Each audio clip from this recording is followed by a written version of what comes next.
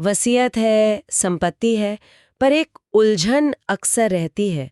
क्या उस वसीयत को कानूनी तौर पे लागू करवाने के लिए कोर्ट की मोहर मतलब प्रोबेट हमेशा हर हाल में जरूरी है? हाँ, ये सवाल बहुत आम है। आज हम इसी पर बात करेंगे।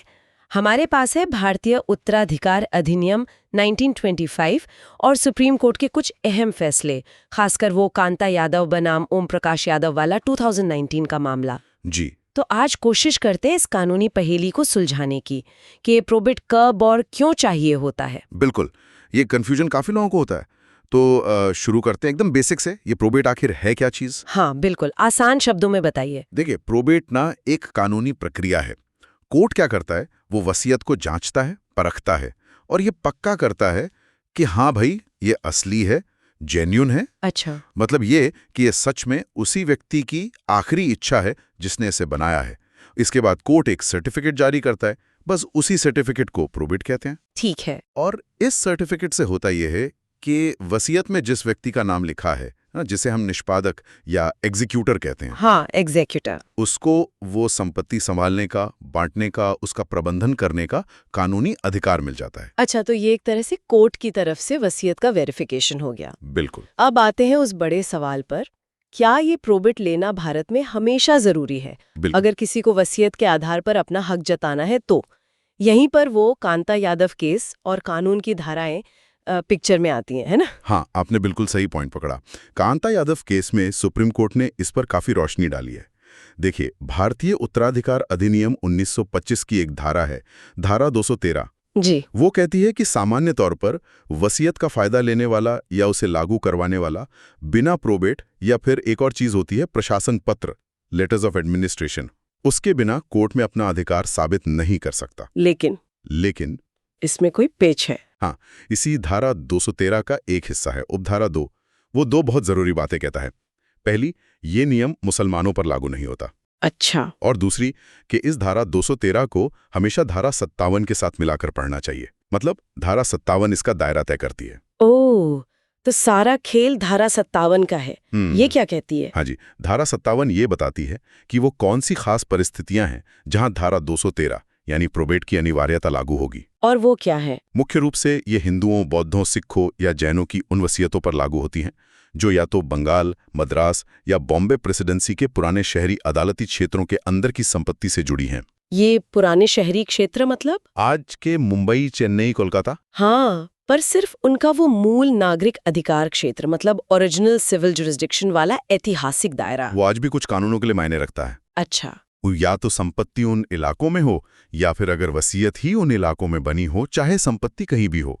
इन दो स्थितियों में हिंदुओं, बौद्धों, सिखों, जैनों के लिए प्रोबेट जरूरी है। अरे, तो इसका मतलब ये हुआ कि अगर संपत्ति दिल्ली में है या मान लीजिए पंजाब में, हरियाणा में या इन 3 पुराने प्रेसिडेंसी शहरों के भी उन खास इलाकों से बाहर कहीं और है, हाँ, तो फिर एक हिंदू, सिख, जैन या बौद्ध की वसीयत के लिए प्रोबेट लेना कानूनी तौर पर अनिवार्य नहीं है। बिल्कुल सही। सुप्रीम कोर्ट ने कांता यादव मामले में यही बात साफ की है। उन्होंने क्लैरिस अपिया या ओलिंदा दास वाले 2001 के केस का भी जिक्र किया। सीधी बात है, अगर प्रॉपर्टी उन 3 खास इलाकों के बाहर है तो प्रोबेट लेना कानूनी जरूरत नहीं है। और हाईकोर्ट्स का क्या रुख रहा है इस पर? पंजाब और हरियाणा हाईकोर्ट, दिल्ली हाईकोर्ट, इनके विचार भी इसी तरह के रहे हैं और सुप्रीम कोर्ट ने भी उनके फैसलों को सही माना है कांता यादव में।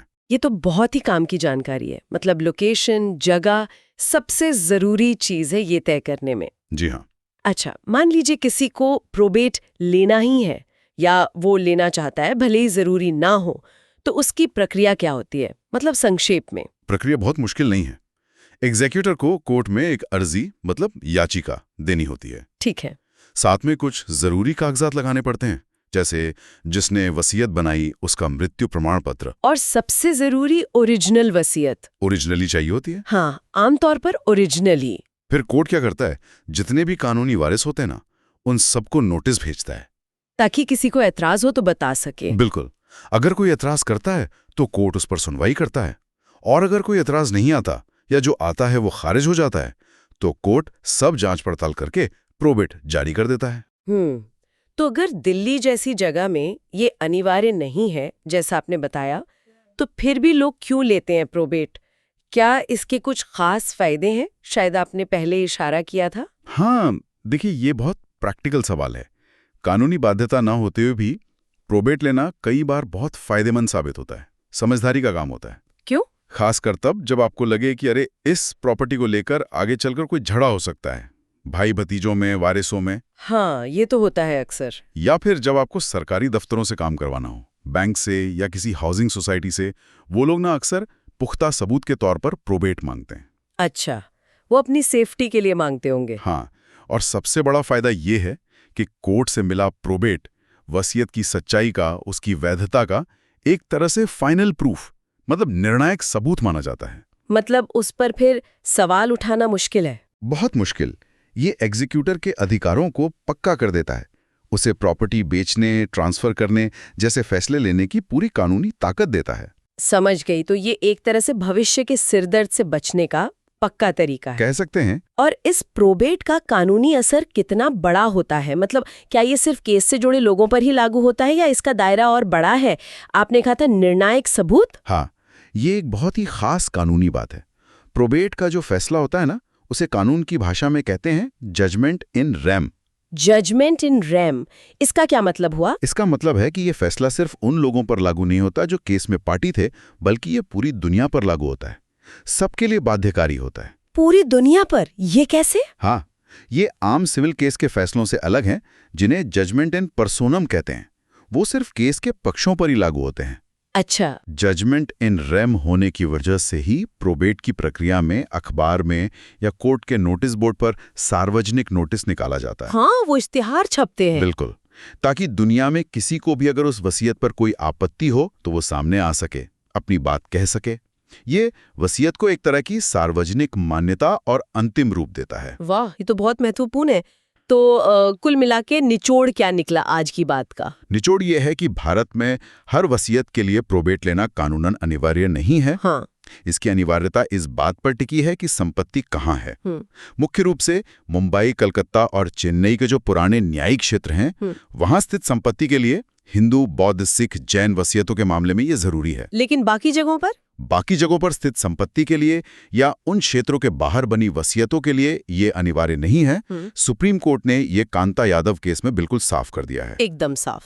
हाँ, लेकिन जैसा हमने अभी बात की, भले ही कानून मजबूर ना करे, प्रैक्टिकल तौर पर और भविष्य के झगड़ों से बचने के लिहाज से प्रोबेट लेना एक बहुत ही मजबूत और अक्सर समझदारी भरा कदम हो सकता है। तो श्रोताओं के लिए हम ये सवाल छोड़ जाते हैं सोचने को।